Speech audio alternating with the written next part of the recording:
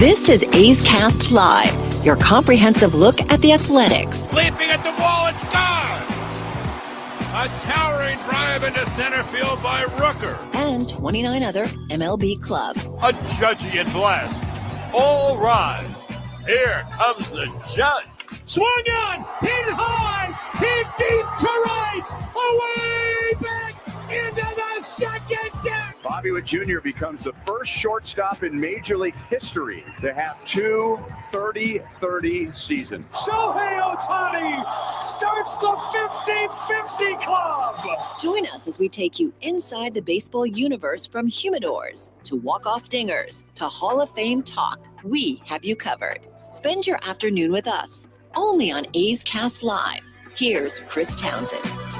What is happening, everybody, and welcome to another edition of A's Cast Live. It is 3 o'clock. We got A's baseball coming your way.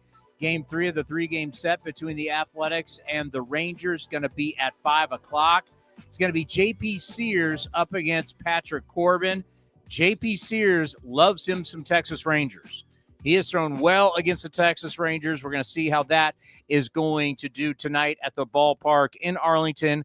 Globe Life Field. Field, correct. And across the street was Globe Life Park. That is also correct. Is that correct? I get those confused. It's now Globe Life Field. We have a really good one today for you.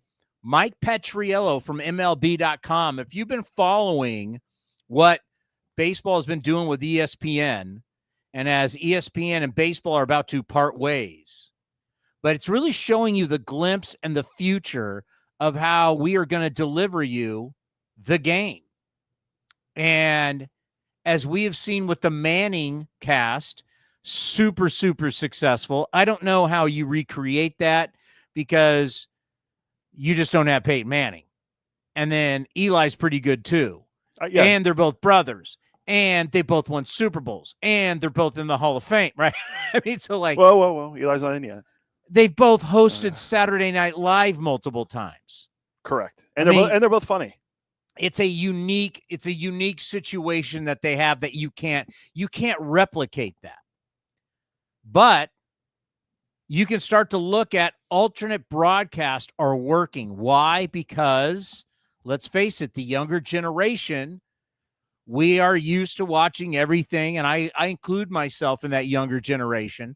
We like to watch everything on iPads and on phones, and we're not into traditional ways. And the traditional broadcast of, we've got a broadcaster, and I am so-and-so, and next to me is 3-time World Series champion. And, those days are kind of, I don't mean to upset anybody, but that's kind of going by the wayside.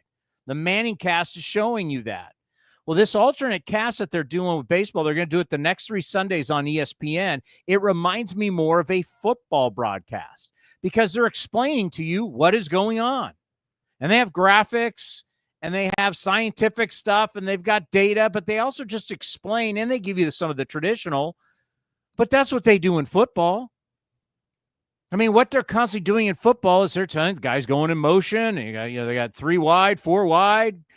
Brady's in shotgun, and next thing you know, we're talking about the defense, and, are they playing a cover 3, a cover 2? We got to learn what the Tampa 2 was. Cover 1, obviously, is man-to-man. Cover 3 is you have a guy each third of the field. Are we playing a 4-4? Are we playing a 4-3? Are we bringing a guy up in the box? We have only 3 down. Are we playing a 3-4, which is 3 down men and 4 linebackers? Or do we play a 4-3, which is 4 down linemen and 3 linebackers? They're constantly explaining this stuff to you. Baseball traditionally now just talks about, this guy was in Double-A last year, and in Double-A he blah, blah, blah, blah, blah, and there's his parents in the stands, and, he's hitting 246 with runners in scoring position. What do you think, Bob? Well, I like it. It's the same old night after night after night. Well, this alternate broadcast is like bringing you information. People like information. People want a little gambling. People want a little analytics. They want something different.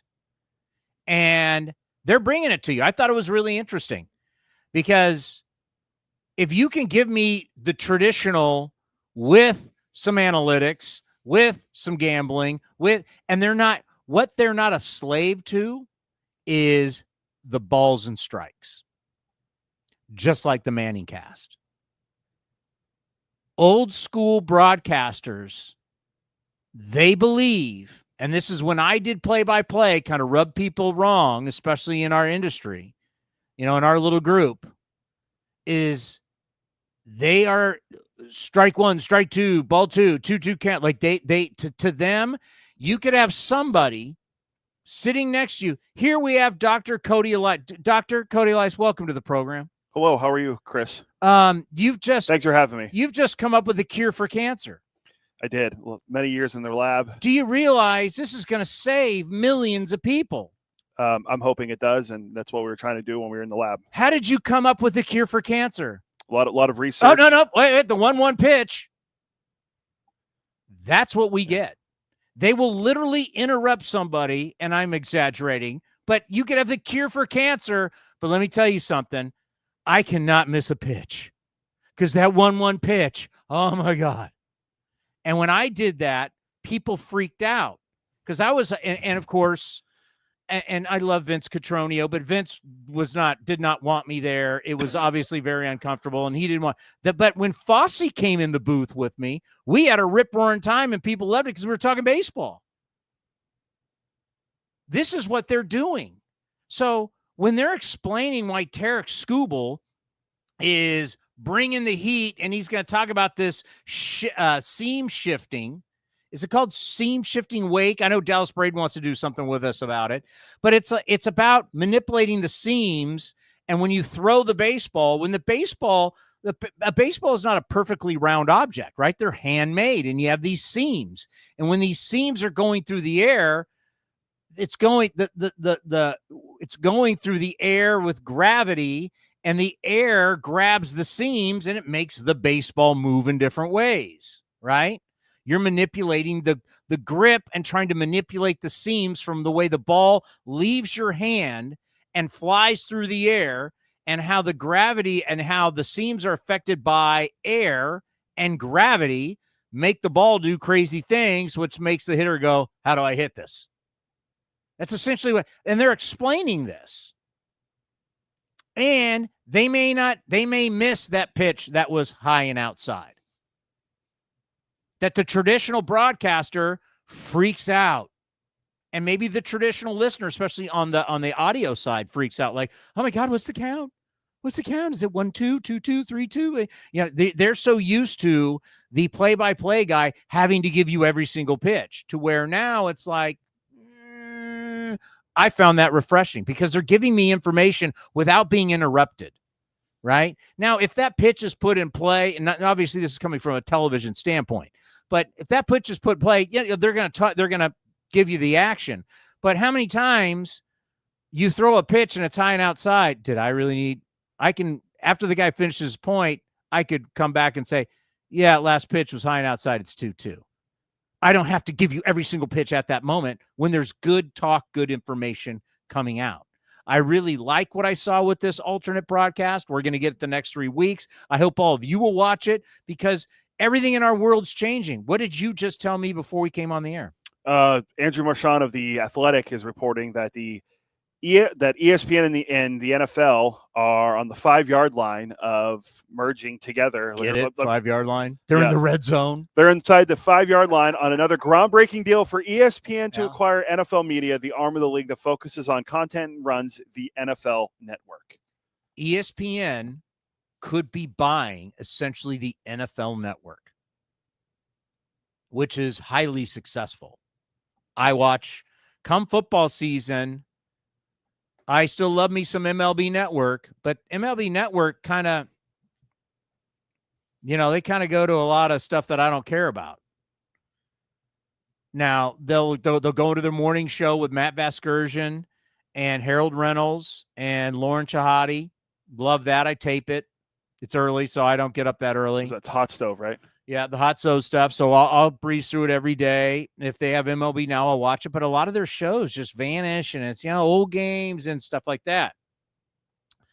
And I go, like everybody else, we love the NFL. We love football. I go into watching a lot of NFL Network. I like NFL Network. ESPN going to acquire NFL Network. You may be paying now for NFL Network. Now you have to pay for it with cable. Do you have it? What do you have? I have YouTube TV. Do you get NFL Network? Because you don't get MLB yes, Network. I do get NFL Network, yes. I wonder if that will change it. Yeah, and then I also pay the extra $10 a month to get NFL Red Zone, which everyone loves to watch for fantasy football. I mean, this is it's kind of what everybody, I think, has wanted. Like, you're going to have a menu. See, the old menu was you had, I'll pay for basic cable, which gave me X amount of channels.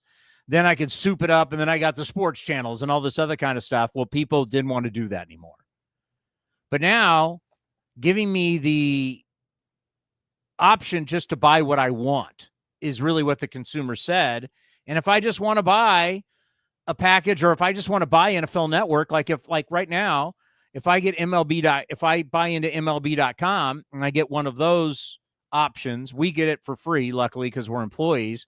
But when I go to MLB.com, you can watch MLB Network when you sign up for MLB.com. So you can just have, for us baseball junkies, if you just wanted MLB Network and you want to watch it, computer, iPad, what you can put on your TV at home, you could just buy that. So maybe that is the equation. But once again, everything's changing. Everything in our world, how we bring it to you, the consumer, it's how A's Cast was developed. As we continue to grow, NBA has these huge packages coming out with streaming. NBA is going to be stream heavy. Yeah, Amazon, right? Yeah, and then you're going to have the same thing with the NFL. And then, my God, if ESPN, I don't know if I like it, because I don't always like what ESPN does. What I like about NFL Network is that NFL Network, it's NFL people. Like, I thought Deion Sanders was great on Sunday night with LaDainian Tomlinson. If you ball, you get the call. I was waiting for you to do that. Right? And those guys just love talking to Deion Sanders is an all-time great. Right? I love Deion's. I like Deion Sanders better as a TV personality than as a head coach. But, I mean, I dug that. I'd come home from working Raider games, and I mean, that's what I do. I'd come home from the Raider game. If it wasn't a road game, it was a home game. And I would come home and I'd watch NFL Network and I'd watch all the highlights. They do the best job. I'm worried because once Disney gets involved, I don't always love the product. Like, I was like watching home, like, what were all, I only got to see glimpses. What were all the dancers at Home Run Derby? Or was it the announcing of the starters out of the dugout had those dancers in front? Yeah. That would be a Fox product. But it's like, what was that? No, the Home Run Derby was on ESPN. No, the dancers as they were announcing the starters. Oh, I didn't see the All-Star games. I didn't see this. Yeah, there was dancers. I only got to say, and I was like, what is this? Like, that didn't, like, what? I don't get that. That it was like weird. I don't know how many people noticed that. But yeah, with Home Run Derby, they've ruined Home Run Derby in a lot of ways. And if you love Home Run Derby, I apologize. But when ESPN gets involved, I don't know if I love it all the time. I like my NFL Network the way it is, but once again, just showing you things are going to change. But Mike Petriello is going to stop by today, MLB.com. We got a lot to get into with him. The notes on Nick Kurtz just continue to be crazy. We're supposed to have Bob Nightengale. I'm waiting to see. I texted him. Yeah, my guy Bob Nightengale from the USA Today will be here in moments. Nick Kurtz with the base hit and a walk last night against Jacob deGrom. Last 22 games is hitting .359 with a 1,308 OPS. 9 home runs, 24 RBIs. But Commander Cody has found a new target for Nick Kurtz. So, yeah, Nick Kurtz, 19 home runs on the season. He's right now on the list. He is, I think, 6th. 1, 2, 3, 4, 5, 7th on the list. And home runs hit by a guy drafted the year after he was taken in the draft. So, obviously, 2024. He's now in 2025. But explain that again. I don't think you said that correctly. So, 7th on the list in home runs. Of guys that guys are playing the year after they were drafted. There you go. So, he's 7th right now. The all-time leader, everyone remembers, Bob Horner. The big boy, Bob Horner. I remember Bob Horner as a third baseman for the Atlanta Braves. That's where he was. Yeah, sorry. Nightengale texted me. 1979, he hit 33 home runs. That's the all-time for the Atlanta Braves. Oh, okay. That was Bob Horner, 1979 with the Braves. Arizona State? You mentioned that earlier, and I believe he was Arizona State. What year was this? 1979. Yeah, Arizona State, yes. Yeah, I was a real little kid. I just remember watching Bob Horner on TBS when I was a kid. TBS, for all the young kids, TBS was owned by the Turner Network, was owned by Ted Turner. All the Braves games used to be on there. So go ahead, give them real quick. Bob Nightengale can hear us, right? Yeah. So 1979, Bob Horner at 33 homers. Then Pete Incaviglia hit 30. He was Oklahoma State. He hit 30. Bo Jackson hit 22 in 1987. Auburn. Dave Roberts of the Padres in 1973 hit 21. Way before my time. Ryan Zimmerman of the Nationals hit 20 in 2006, and then Dave Parker hit 20. Winfield. Dave Winfield. Can you name the college for Dave Winfield? Oh boy, no. Not hard. Not Arizona State. Not Arizona. No, not a whole lot of sun. Big Ten. Michigan, Ohio State, Minnesota. He's a Golden Gopher. He hit 20 that year, and then Nick Kurtz now at 19. So Kurtz can jump past those guys. The great Dave Winfield was drafted in football, basketball, and baseball. So we have a new target for Nick Kurtz. Nick Kurtz needs 34 home runs to break the record. Correct. All right, let's get old Bob Nightengale in here. Nobody is better than Bob Nightengale when you're talking about breaking news at this time of the year and covering the game. He's been coming on our shows for so long. We've always appreciated it. Bob, how are you? Doing great. A little trivia. So it's Dave Winfield, Joe Mauer, Paul Mulder, and Jack Morris all grew up in the same 3-block radius. In Minnesota. Yep, St. Paul. Yeah. It's like years ago, the Minnesota Golden Gophers had an unbelievable baseball. I mean, they had a power going in the Big Ten. There was the time when in Michigan you had Barry Larkin and Chris Sabo. So where it snows and you don't think about college baseball, there's been some snowbirds, and so even Maine has had a great baseball legacy. So very interesting. How about that for Nick Kurtz though, Bob? If he's able to take down the great Bob Horner, who came out of Arizona State and showed up with the Atlanta Braves and hit all those bombs, to hit 33 plus home runs 1 year out of college, that's amazing. No, it is. It is. I mean, exciting young guy, and certainly got a good chance to be Rookie of the Year. But yeah, that's what's fun about the A's. Just a lot of good young players, and especially in an environment, playing in Sacramento, when the weather gets hot, whether it's, this year, next year, the year after, someone's going to hit 50 home runs there. Some A's players going to have over 50.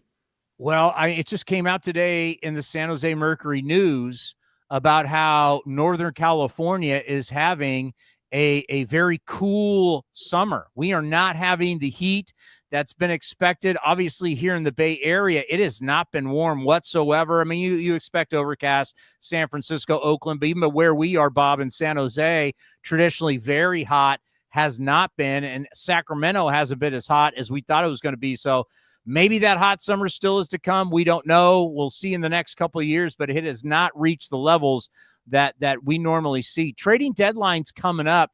Bob, it just seems it's so, with the extra wild card, there's so many teams in it, especially like the team the A's are playing tonight and the Texas Rangers. I mean, they're just 2 games over 500, but they're right in this thing. I mean, how much is that really affecting big names and big deals at the trading deadline with so many people still in it?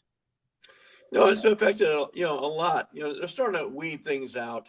For instance, St. Louis Cardinals came in and they thought, okay, we can get it. We can stay in this thing. Maybe we'll even buy some pieces. Well, they get swept by the Diamondbacks, lose 2 out of 3 to Colorado. They're selling. Arizona Diamondbacks, swept the Cardinals. So I said, oh, should we hang around? No, then they just got beat up by the Astros. So they're selling. So we're seeing a lot more teams make definitive decisions. But I agree with you, Chris, on the Texas Rangers. I think they got a chance to get in the playoffs, and they get in the playoffs, they're as dangerous as any team in the American League, particularly with that pitching staff.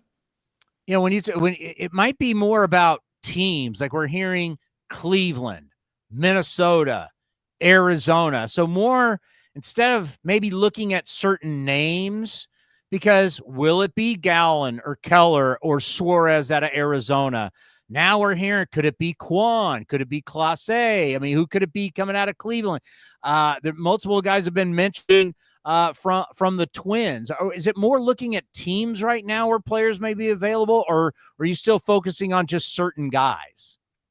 No, there's certainly teams. I mean, with the Cardinals, it's Ryan Helsley. Nobody else, really anybody wants. The Twins, they're just kind of listening.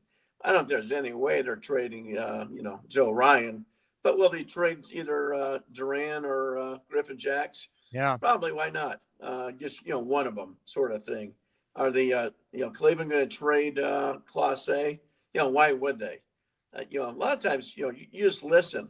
When Kevin Towers was the GM of the Padres, he would say, "Hey, give me a call. I'll listen on Tony Gwynn. I'll listen on Trevor Hoffman. Why not?" Same thing with the A's. Hey, you going to listen to Mason Miller? Sure. Someone's going to offer us Paul Skeens. We're going to do it. But, it doesn't hurt to listen just to see what his value is. But I think there's zero chance that the A's would trade a guy like Mason Miller. Isn't it amazing, though, in the world we live in, right? Because the whole narrative around the A's and everything, just the mere fact that you're hearing listening, people freak out. We told you so. They're never going to keep their players. The fact that let's face it, take it to here, somewhere here in the Bay Area. When the Golden State Warriors are like, man, we're going to start listening to people. Like, what GM? I mean, they traded Joe Montana. I mean, anybody can be traded, for God's sakes, right? Doesn't matter what the sport. You wouldn't be doing your due diligence if you didn't talk about players. Would that be correct? No, absolutely. If they were really serious about trading Mason Miller or not, you would wait to the off season. You got 29 other teams that would, be calling on them. You don't limit your thing now. Same thing what Atlanta's doing, our teams is like, now it's like you're just specific, the contenders you're trying to. So, yeah, it doesn't hurt to listen, see what people think of your, of the value. Say the Dodgers call on Mason Miller, then all the A's have to say, okay, how about Shohei Ohtani? We'll give you Miller for Ohtani. How about that? Welcome to Sacramento, Shohei Ohtani. Yeah, I think we sell at the ballpark every night. I think that would be that would be great. But no, yeah, I mean, if someone offered you, hey, listen, someone offers you what the Nats got for Juan Soto, I'd trade anybody. I mean, if you're going to give me 5 players that are going to impact the big league level at some point, I'd trade almost anybody for that. No, absolutely. That was a great trade for the Washington Nationals to do that. And they, but yeah, that's why I think teams listen to everybody. It's kind of silly not to. Everybody's listening. Somebody may call the Dodgers and say, "Yeah, I don't think you're going to trade Freddie Freeman, but here's what I'd be willing to give to him." You're not just going to hang up the phone and go ahead and listen. So we all remember Moneyball and how it really changed the book. And then, of course, what the A's were doing, and then the movie.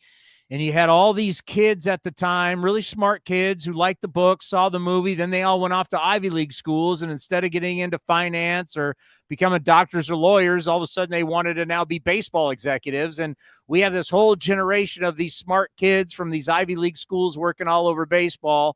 And they want to be the smartest guys in the room. But what Moneyball was always about was finding ways to be competitive without spending money. Finding an advantage somewhere. And it's like funny, like when you look at let's just take the Milwaukee Brewers right now, who just had that great winning streak, and we're looking how they're winning. It's like, hey, they play defense. Hey, they run the bases real well. Pat Murphy's got to play in really smart baseball once again, and they keep losing people out of their front office. They lost their manager to Chicago, but they keep on winning. And it's funny, they're winning on the margins by doing what? Playing smart baseball. I don't think it costs a lot of money to play, to run the bases well and to do little things right. It doesn't cost a lot of money. Isn't it funny how now all of a sudden people are like, wow, look at what Milwaukee's doing. It doesn't cost a lot of money to do that. Yeah, they're doing it right. I mean, this Milwaukee and Tampa Bay in the American League, just doing it right and being smart. I mean, that's what's driving the Cubs crazy. It's like, wait a minute now, their payroll's $100 million less than us, and they're winning the division. They've been in the playoffs 6 of the last 7 years. They're getting people's rejects like, the Moneyball days, and those guys are excelling. The A's have those great pitchers. The Brewers have those great pitchers. So it's fun to root for. I mean, it's fun to see a team Remember now, they got blown out the first 4 games of the season. They were 0-4, outscored by 32 runs, historic new low. And here they are with the best record in all of baseball. Yeah, it's been an amazing run, and it's been a lot of fun to watch with Pat Murphy and the Brewers. And they're kind of like one of those, we say, Bob, we don't want to have a work stoppage. Maybe a smaller market type team winning the World Series and not the Dodgers winning the World Series. Would that help with the owners because really the fight's going to be the owners versus the owners. Right. Yeah. The big thing is the TV deal. They want that all encompassing where, the Dodgers get about $330 million a year. A lot of teams get $35 to $40 million a year. So they would like to rectify that a little bit. Maybe, maybe sharing them on the TV markets, not every team sharing, but maybe 3/4 of them. So, you're absolutely right. I mean, that's why, people in New York would say, we got to spend money to, Steinbrenner. He goes, look at Tampa Bay. Why are they winning with a third of the payroll? And, I'm sure the Players Association and players will love to see the Brewers get to World Series. Like, what are you guys talking about? Small market teams are doing just fine. Who's the biggest name do you think that's going to be dealt at the deadline? Maybe it's going to be one of the pitchers, either Zach Gallen of the Diamondbacks, Eugenio Suarez of the Diamondbacks, or the Padres pitcher Dylan Cease. So we're not going to see a Rafael Devers type trade, but I think one of those 3 guys would be the biggest name. I think they'll get moved, but I think whoever you want to choose, that would be the biggest name. Bob, it's great to have you on and get to see you on video. I wish I was there with you. Yeah, well, are we going to see you in Sacramento at all any rest of the season? Perhaps, yeah. I got to look at your schedule. Enjoy coming up, and the teams that come through there, I talked to them. They enjoy themselves. They like staying at the hotel. A lot of bars and restaurants nearby. They did a nice job with that visiting clubhouse. So no complaints. And the hitters can't wait to go there. They know the ball flies. Bob, you know people around our neck of the woods don't want to hear that. But as you're telling us right now, you've talked to people. They've liked playing in Sacramento. They like the hotel. Other teams have been okay with the experience. They really have. Yeah. I mean, you get more complaints among the locals or Luis Severino or something like that. You get more complaints. But yeah, from visiting guys, not once. It's had a nice little job. The clubbies do a great job and kind of an intimate place and. It's kind of fun in a way, just because it is different. Bob, you're the best, my friend. We'll be in touch. You take care. Enjoy the deadline. All right. Take care, Chris. Bob Nightengale from the USA Today. Coming up next, we'll have Mike Petriello, and we got to respond to that. Next, right here on A's Cast Live. 2004 American League Rookie of the Year and A's first base coach Bobby Crosby joined Towny on A's Cast Live to share his thoughts on what he's seen from A's all-star shortstop Jacob Wilson. Hitting-wise, he has a 1. I mean, if you throw him away, he's going to hit it away. You throw him in, he's going to hit in. He can see where the defense is at, and he has such good hand-eye and barrel skills that he's going to find a way to put it where they're not. It's not a luck thing when he hits it and they're not standing there. He knows what he's doing with the bat. So to watch him hit every day and hear him talk at first, I saw that hole open, that's why I hit it there. After he hits a home run, I knew he was going to hang this. So he has an idea, and he's a smart hitter. Defensively, he has all the actions. We've really talked to him about his first step. That's going to be big for him. He's not the fastest guy in the world. I mean, it's no secret. So he has to be really good at his first step. And being a big shortstop, like I was, you have to read swings. You have to know the hitter. You have to be able to see, okay, this guy's lunging out this way. I got to start moving that way as soon as he does that. Those are little things that are going to make him better and better as time goes on as a shortstop. And he's not there yet, but he's getting there. I mean, from when he came up last year to where he's at now, as far as his first step and his reactions and the mind of a shortstop, which is everything, he's gotten a lot better. So he's only going to keep getting better at shortstop. You can watch the full interview at youtube.com/athletics or listen at athletics.com/A'sCast. Here's the pitch, and it's a hit. Folsom Lake Ford has stepped up again, winning the Triple Crown Award, Ford Motor Company's highest honor, now 7 years in a row. Folsom Lake Ford is a top sales leader in the U.S., along with being top in customer satisfaction in sales, service, and finance. Now that's a home run. Don't miss the huge savings on your favorite models at your truck headquarters. Folsom Lake Ford in the Folsom Auto Mall.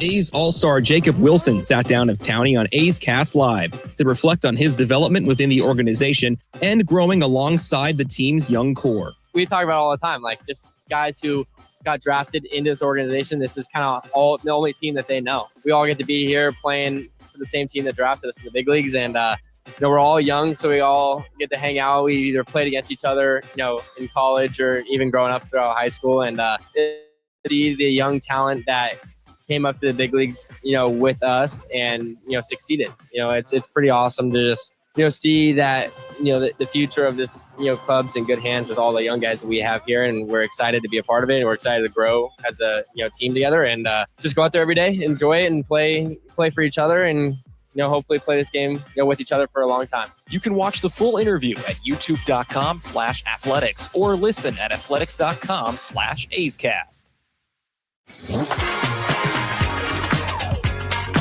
A's Cast Live continues from NBC Sports. Here's Chris Townsend.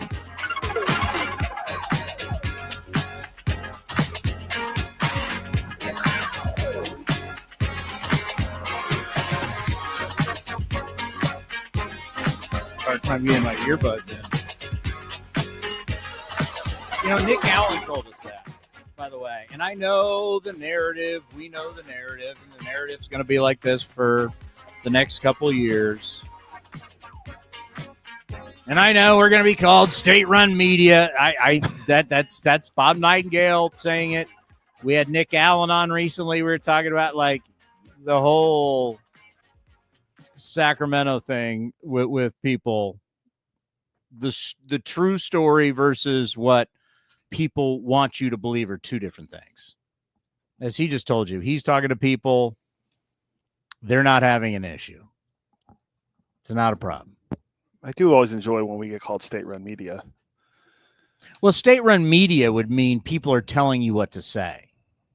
I had someone who I know very well try to tell me that, and I go, do you not know the definition of what that – I mean, and I think that maybe makes them even angrier when you say, you mean you're just saying what – yeah, we're just – no one has ever, dating back to – when I first started doing this, like 09, 2010-ish era, all the way through then the 95-7 The Game era, then when I got hired here, like no one has ever told us what to talk about and what to say. Never told us what guests to have. Nothing.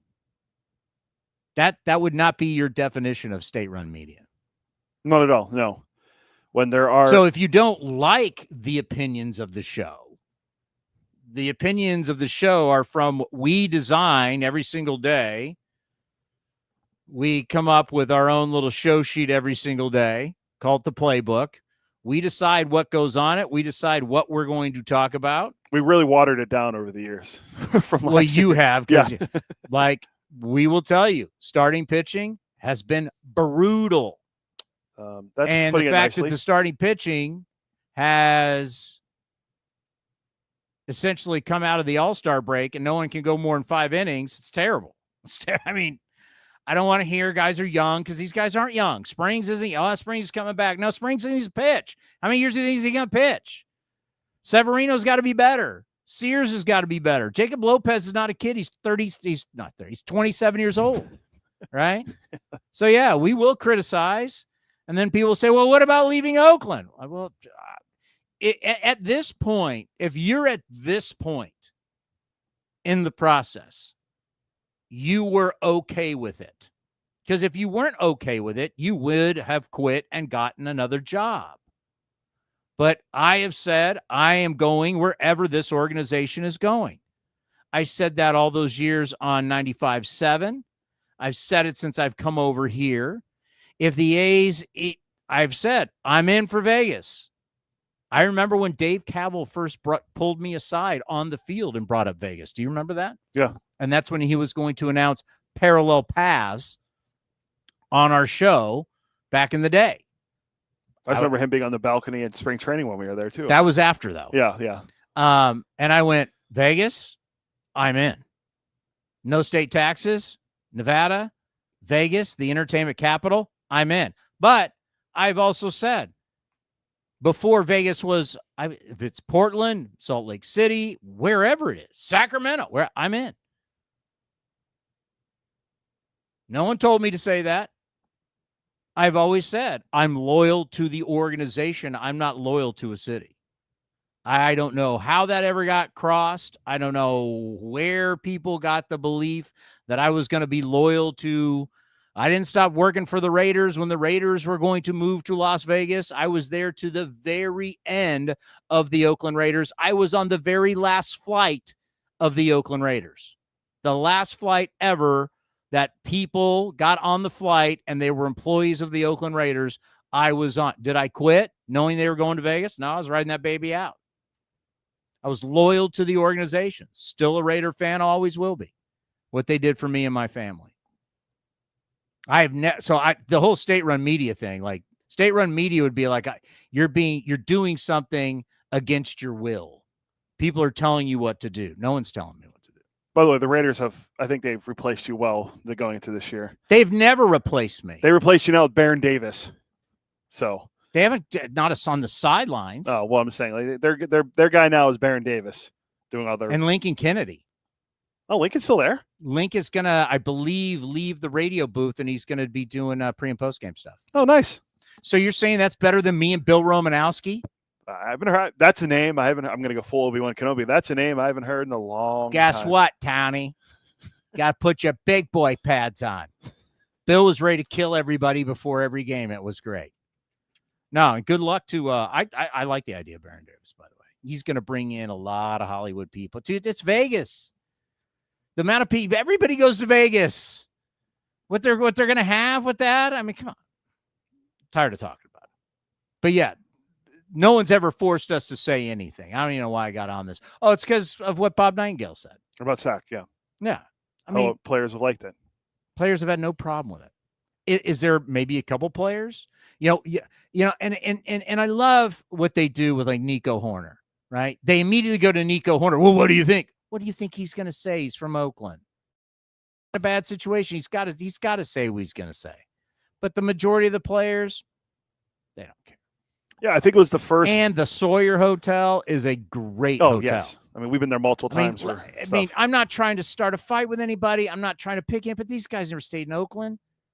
These guys now, the Marriott, the biggest hotel, has now been taken over by lenders. They're not even, the Marriott's done. These guys all stayed in San Francisco. These teams have stayed in San Francisco forever. They never set foot in Oakland outside of the actual Coliseum. They take the bus in, get off, play, get back on the bus, and they go to San Francisco. None of these players for all these years ever even stepped foot in the city of Oakland. I'm not trying to pick a fight with anybody. I'm not. Sacramento's not as bad as you guys. And I think the killing, the narrative that it hasn't been that hot. Now, I was in Hawaii for that Sunday that Saxy had with Carlos. Oh, yeah. That day game. Yeah, you and I both left the same day, so we weren't there. So I don't know. I guess I heard it was hot. Was it hot? I was by the pool. I've been there plenty of times. Going down to the ocean and body surfing. I went body surfing and when I went camping, it was a lot of fun. It's the first time I've done that since the East Coast. Now that I've slimmed down, I can get on the board and. Well, body surfing, you don't get on a board. Oh, I guess they consider boogie boarding body surfing. No, or bodyboarding. Sorry. You were riding the boogie board. Yes. You had fun with the boogie board? Oh, I love that. I love that thing. No, I'm not a surfer. I've never surfed, but boogie boarding I've done when I was a kid. Boogie boarding's great. So I was showing the young kids how to shred the waves, as they say. Where were you? So down past Lompoc, which is where Vandenberg Air Force Base is, but they actually changed it to Space Force. It's the Space Force base where they launch rockets. So I was down there. It's about from San Jose, it's about 4.5 hours almost. So it's about an hour and a half from where my wife's family lives in Pismo. Mm-hmm. So we went down there and we were there for like 3 days. So that's why I missed out. There was no service unless I walked to like the store. And how nice. Now, You're somebody that's connected to devices all day long. When You can't deny it because I see it. When I'm here, it. yes. When I'm not at home, or when I'm not you play working, video games. That's a device. That's television too. All right. So what was it like not being able to be on your phone, not watching a screen? You just can't because it's not possible. How did you do with that? My phone sat in my backpack the entire time. I took out to take pictures. You're okay? You weren't jonesing? I'd have to charge my phone once in 3 days. You weren't jonesing? No. The only time I ever checked is when I looked at Wi-Fi. Then there was a couple messages I had from like my parents, and that was really about it. See, I think my wife would be jonesing without that. See, I did that years ago. So the All-Star break, we go to Hawaii now, but back in the day, we used to go to San Diego, and it was like the first day of the trip. Have I ever told you that story? So you got about 2 minutes, so yeah. All right, so out on San Diego Bay, they have the summer camps, right? And so they got the kids out there doing all the different things, and I'm paddleboarding with my kids, and it's pretty early, so it's glass. It's perfect in the morning, right?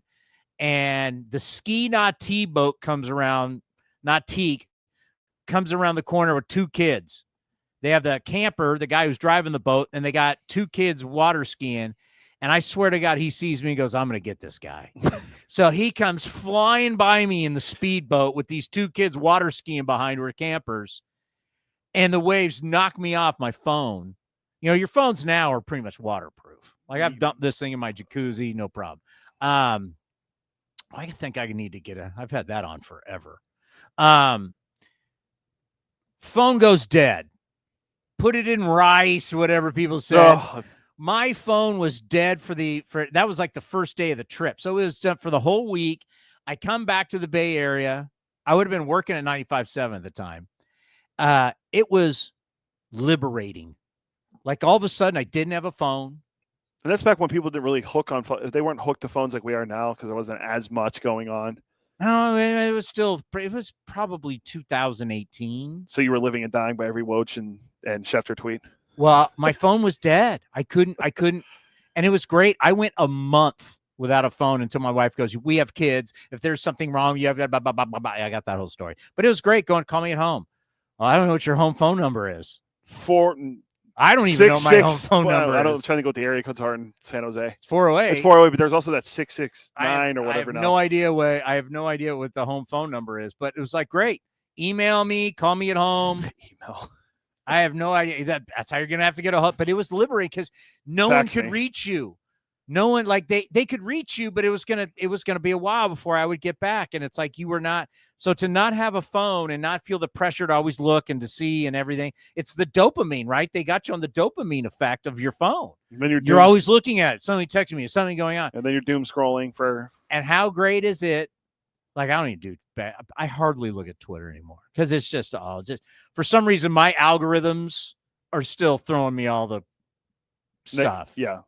So, but yeah, it was nice. I'm glad we did it. And it's on Hawaii. You survived. But I'm glad we went. It's on Hawaii, but we're going to Europe in November. Have you been to Hawaii? No, I have not. My wife has me, but we're going to London and Ireland in November. So that's our big trip we're doing this year. Bonvoy points, baby. Yeah. My Bonvoy points are through the roof. Sacramento has been wonderful for the Bonvoy points. Yes. I will be taking my wife to Europe this offseason I'm up over 200,000. Oh, well, I'm not there yet. Incredible. Yeah. It's incredible. All right. Earlier today. So you had a good vacation. I did. Yes. By the way, Mel, who does a great job with our social media, we're going to be getting stuff about like Rooker and everybody at the All-Star game? We have Jacob some stuff, Wilson? Yeah. We have some stuff, yeah. When are we going to get to see? That's an inside look. When do we get to see that? We have to reach out to the great Amelia Schimmel. She's the one that helps us with that. No, she's on vacation. Is it really that tough to announce lineups that you gotta constantly be on now batting and then that you have to always be on vacation with your boyfriend? Is that really that hard? Wrigley, where she's at, singer sister. Now batting, Jacob Wilson. I'm exhausted. Brent Rooker. I'm 2-0 as the PA guy for the Athletics. Just saying. The great Dick Callahan. We'll never forget. Got sick and I had to fill in for 2 games. 2-0, baby. It was the worst thing ever. Both games went into extra innings. It was awful against the Rays. And then I still had to do the post-game show after. Yeah. All right. Earlier today, Mike Petriello, we caught him up from my home, from the Road Athletics studio. Here's Mike Petriello from MLB.com and ESPN. Mike, it's great to have you back on the program. How are you? I'm doing great, Chris. Happy to talk some ball with you. Well, I got to tell you, I got to tune into one of your Sunday Night Baseball broadcasts. I thought it was fascinating. It was Detroit and Skubal on the mound. Who were they playing that night? We've had two Skubal games. So the first one was Minnesota, and then last weekend was against Texas. He was fantastic in both. Yeah, okay. So I was in Hawaii for this very last one. So it was the one before that. And as I was listening to it, I was trying to listen to it as just not someone in the business, but also as a fan. It got me thinking of the Manning cast, which has been so successful, where you've taken the Manning brothers and how they look at how Peyton Manning is predicting plays and going back and criticizing play calling and stuff like that. Then I kind of looked at how your guys went. I said, this to me obviously can be refined and structured in a lot of different ways, but it's different. It's different from the traditional broadcast. The information is the information I want to get. I think you got something here. Have you walked out of those broadcasts going, you know what, this is going to work? Yeah, I mean, it has worked, right? The first one of those we did. And first of all, thank you for the comments. We put a lot of work into that, and I'm glad when people appreciate it. Yeah, the first one of those we did, believe it or not, was back in 2018 for the National League wildcard game. And the last time I set foot in the Oakland Coliseum was for the 2019 wildcard game, where we did one of those as well from there, which was super fun, by the way. And things have changed a lot over the years. Unfortunately, now we're doing it remote from a studio and not at the ballpark like we once did. But the way I like to look at it is it can just be a broadcast for people who don't need to know everything about advanced stats, right? Like, we still want to put on a good show that you don't need an algebra degree to understand. Maybe we're talking a little bit more about the things that the teams value as opposed to some of the more old school stuff. But I also don't want to make anybody who tunes in, feel unwelcome because they don't get it. That's no fun either. So mostly we're just trying to have fun. And I think that's the thing that people react to the most is it does seem like we are three people who seem to really enjoy watching baseball. And that is the absolute truth. You got to remember, in football, which everybody is used to, remember, football is the most watched sport. It gets the most eyeballs. We're used to an analyst explaining every single play. So they go back and replay every single play. Now, this is a little bit different, but you're telling me why Skubal is successful. You're telling me what he is doing. Remember the broadcast against Minnesota, he talked a lot about his changeup. I know it was a few weeks ago, but it's not as off from football as I think people, that's what I was viewing. I was like, well, in football, they're constantly explaining, why is this guy going in motion? What is the defense doing? Why do we have this many down linemen and how many linebackers? That they're always talking about that. You guys were doing that versus the traditional where his Aunt Jenny is here tonight. And so we love Aunt Jenny and we love the stories and we love how you tell me what the guy was doing in A-ball and double A. But you guys were breaking it more down, more like football does. Have you ever thought about that? Yeah.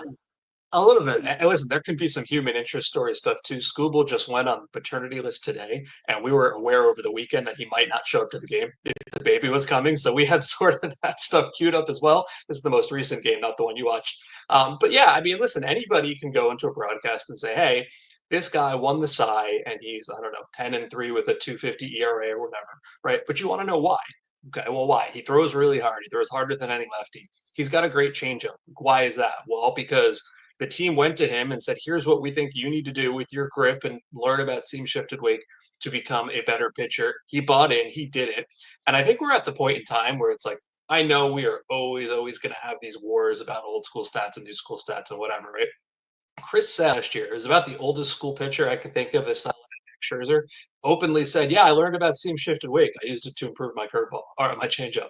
And it's yeah, what do you think players want? They want to get better. They want to win games and make bigger contracts. And it's sort of incumbent on those of us talking about the game to explain these things, right? I know it can be scary. It can be based on advanced science, but you got to be able to tell the people, hey, here's what this guy did to improve his game. Because if it worked for Skubal, I can guarantee you dozens of other pitchers are going to try to do the same thing. And you got to understand what it is. No doubt. And go into that a little bit more when we start talking about this, the kick changes, the new rage, dealing with seams, the way the ball goes through the air, how the seams are reacting to the air and movement and gravity and all that. Go into that a little bit more because that is kind of like the new rage right now. Yeah, and it's funny because in some sense, none of this is new. Like guys have been trying to get that kind of movement for 150 years. Like there's no shortage of stories about guys trying to just learn a new grip, and it took 25 different grips. All we can do now with the technology is just get there faster. You can learn it in a bullpen session, not because you throw a bad pitch in the game and you got killed. And what really is happening here with the seam stuff is it's not a flat baseball. Like you're not throwing a billiard ball, because none of this stuff would work if it was a flat ball. You can manipulate the raised seams on the ball. And what happens is, as the ball is traveling to the plate, depending on how you've thrown it, you might get the air to catch the seams and make for some unexpected movement. It's like sort of a knuckleball, not exactly the same thing. And that word right there, unexpected, aside from velocity, is I think the most important word in pitching right now. Like if you can make the batter think you're doing one thing and all of a sudden the ball does another thing, as long as you're near the strike zone, you are golden, because the hitters are so good that if you can just get them to think something weird is happening, that's why nobody wants to be average, right? You've got weird arm angles, you've got weird approach angles, and this is a big part of it. Guys, a couple of years ago, it might have been, oh, I learned this by accident. And now it's, no, we know how to teach it. We can show you how to do it. And that's part of why I wonder how anybody ever hits a baseball at any time, ever. Well, one guy who's hitting it's Nick Kurtz. Have you been paying attention to our big first baseman, what he's been doing? I sure have. And I think the thing that stands out to me, well, two things really, is, he just got drafted last year, right? This is not He was in classes at Wake Forest last year. Yeah. I read a stat this morning, I think it was on Baseball America, where it's like he's got 19 homers, right? And that's already in the top 7 ever for homers in the year after being drafted. And obviously he's still got, 2 months of the season left. So he's going to rank up there pretty highly. And I think the thing that stands out to me, obviously the homers, the RBIs, all that, super impressive, right? But if you just measure bat speed, well, he's in the top 5, I think, of guys with as many swings as he does. Like that is elite level bat speed. And again, new metric, sure, but you could go back to scouts in the 1910s talking about bat speed, right? We could just measure it and we know it's valuable. And he's clearly got it. So that's really cool. The thing that I think I'm most interested to see is whether he can overcome some of these platoon splits so far, right? Most of the damage against righties, not so much against lefties, but he's only a couple of dozen plate appearances into his career. So there's time for that. But to me, that's the one remaining unanswered question here. All right now, I know you're always looking at cutting edge stuff. You want to be ahead of everybody. What are you really focused in on right now? Because I know, like for the A's, we have 59 games left. What do you really, we have the deadline coming up. What are you focusing on here the last 2 months of the season?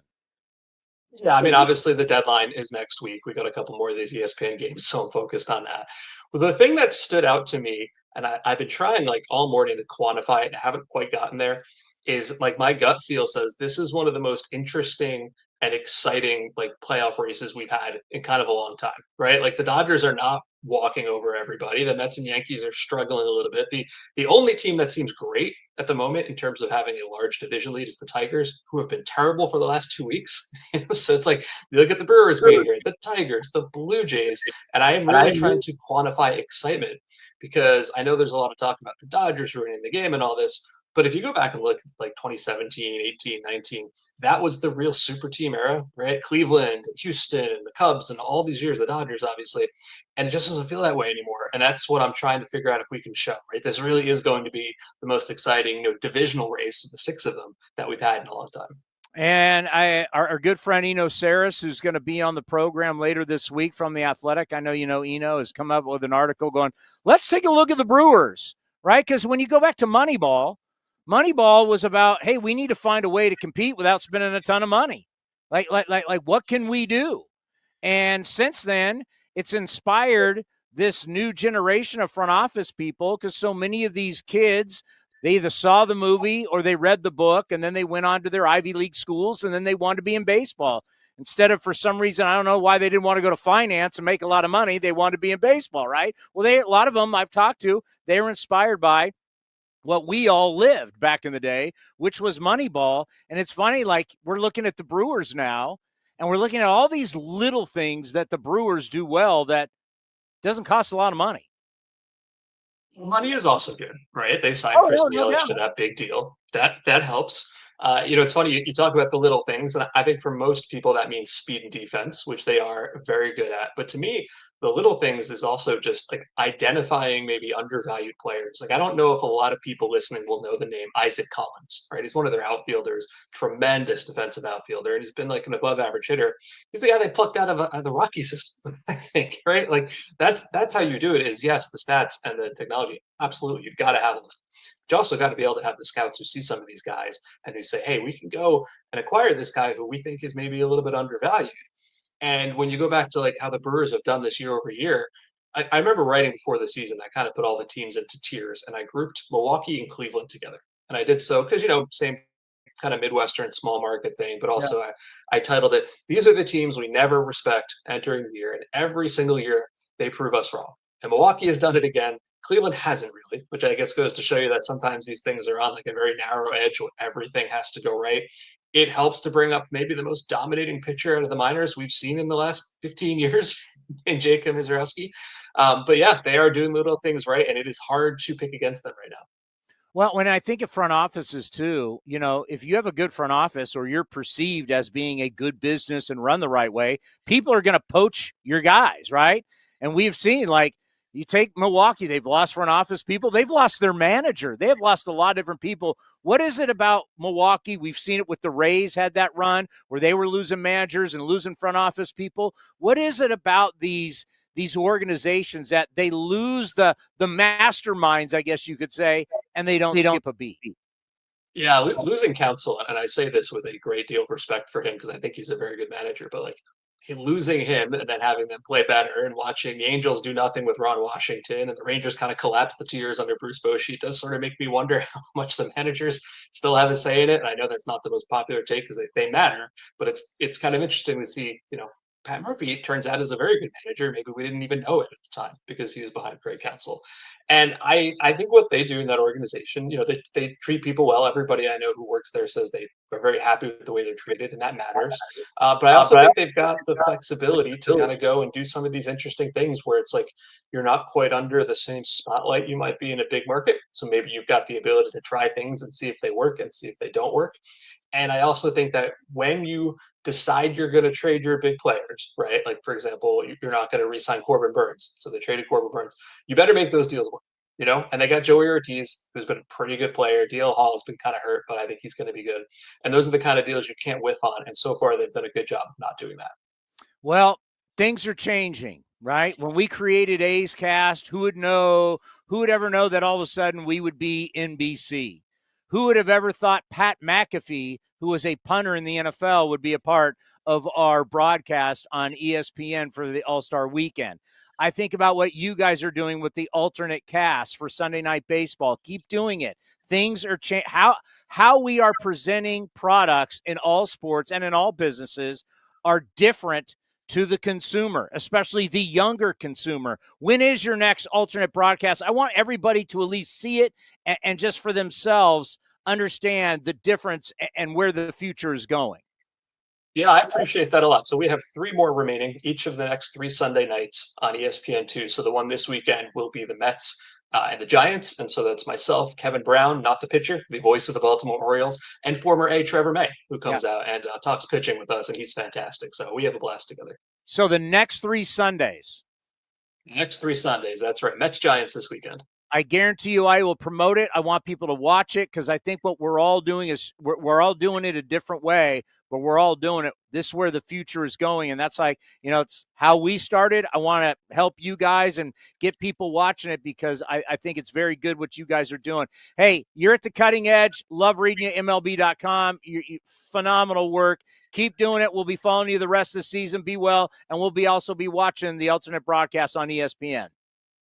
Awesome. Chris, Cody, I appreciate you guys. Thanks a lot. The A's YouTube page is your go-to destination for A's video content.